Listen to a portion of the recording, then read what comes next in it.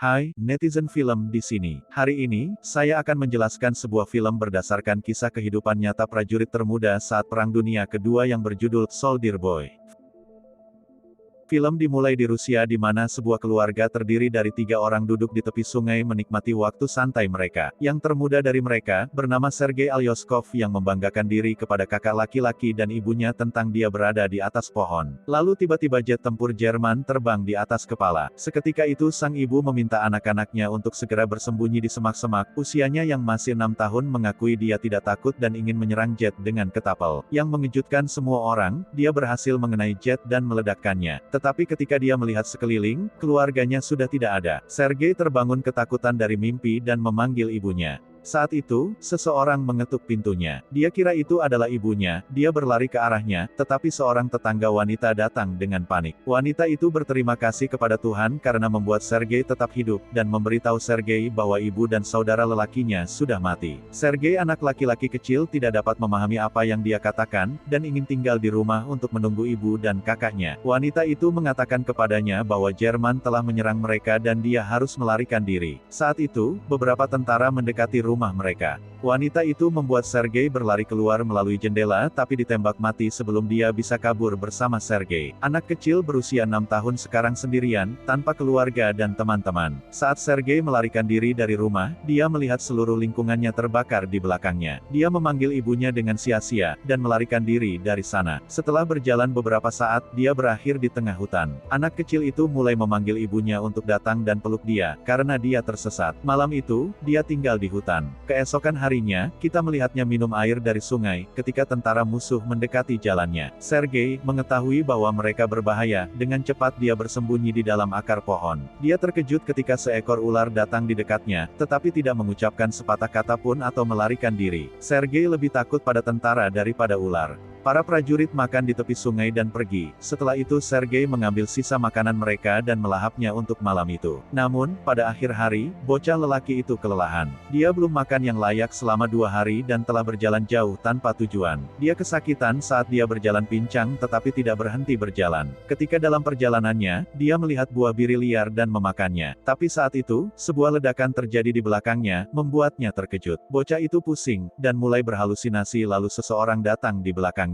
Namun, bahkan dalam kondisi seperti itu, dia berdiri dengan berani dan memberitahu orang itu bahwa dia memiliki senapan dan tidak takut. Dia tertati-tati ke depan tetapi jatuh pingsan setelah beberapa saat. Saat dia tertidur, 2 tentara mendekatinya. Adegan mengarah ke pangkalan militer Rusia di mana Komandan Kuznetsov menunggu tentara patrolinya. Mereka datang dengan anak kecil yang terluka dan lemah. Ketika para tentara mengklaim bahwa mereka ada di pihak Sergei, lalu anak laki-laki itu terbuka dan memperkenalkan dirinya. Para prajurit tertawa ketika anak itu berjabat tangan dengan komandan, dan menyarankan komandan untuk memperkenalkan dirinya juga. Para prajurit merasa sayang dengan anak kecil itu, dan melindungi dia. Mereka membuatnya minum air dan memberinya makan. Bahkan komandan yang berwatak dingin menjaga anak itu. Seorang perawat bernama Katia ikut merawat Sergei yang terluka, dan terpesona oleh kepribadian anak tersebut. Anak itu memintanya untuk menggambar tank di lukanya, karena dia ingin menjadi tentara ketika dia besar nanti. Bahkan tentara yang terluka berbicara dengan anak itu, dan merasa lebih sehat. Sergei terpesona dengan senjata komandan dan pasukannya. Komandan juga menjawab semua pertanyaan anak kecil itu dan membiarkannya bermain dengan pistol berharganya setelah mengeluarkan peluru. Sergei menunjukkan kepada komandan tank yang digambar di perutnya, dan membanggakan dirinya sebagai seorang prajurit. Luka Sergei sembuh sangat cepat. Perawat Katia meminta komandan untuk membiarkan bocah itu tinggal bersama batalion, tapi dia tidak setuju, mengklaim bahwa itu tidak akan aman. Dia ingin mengirim Sergei ke panti asuhan. Para tentara menghabiskan seluruh waktu luang mereka dengan Sergei. Dia dikunjungi oleh banyak orang sepanjang hari. Mereka bawakan dia makanan yang dikirim oleh keluarga mereka dari rumah, dan bahkan membiarkan Sergei bermain dengan teropong mereka. Suatu hari, seorang tentara pergi ke komandan untuk meminta agar membiarkan anak itu tinggal di batalion bersama mereka. Para prajurit telah menjalin hubungan dekat dengan anak itu, dan menganggapnya sebagai anak mereka. Kehadiran Sergei menghilangkan beban perang dari dada mereka. Namun, komandan bersikeras untuk mengirim anak itu ke panti asuhan, demi keselamatannya. Keesokan harinya, musuh menyerang, dan banyak tentara terluka. Sebuah kendaraan datang untuk menjemput Sergei untuk membawanya ke panti asuhan.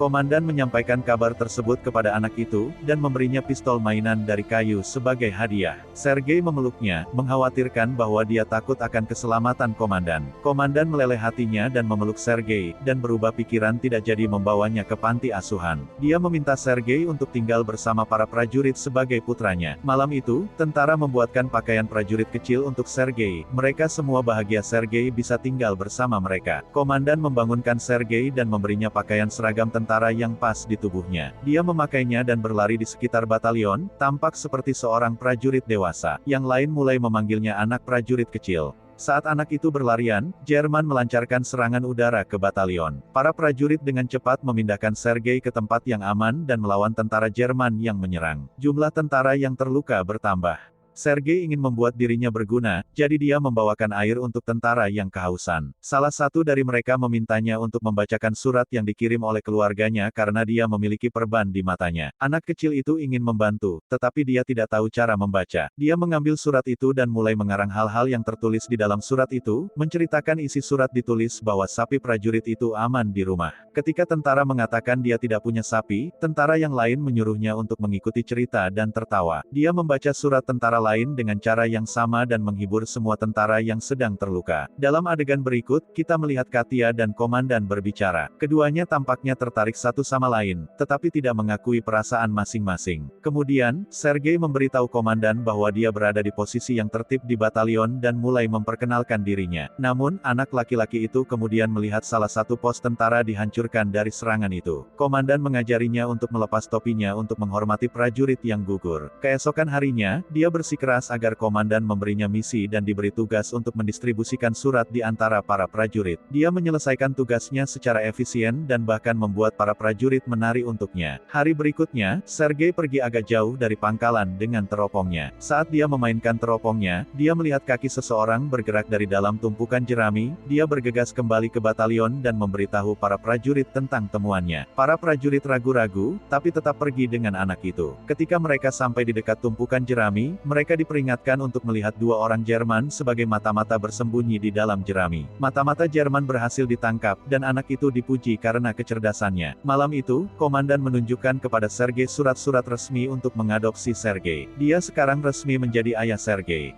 Sergei tahu perasaan komandan untuk Katia, jadi, untuk membalas kebaikannya, dia membawanya untuk mengaku padanya. Tetapi keduanya melihat Katia berbicara dengan pria yang berbeda, dan salah sangka menganggap Katia tertarik pada prajurit lain.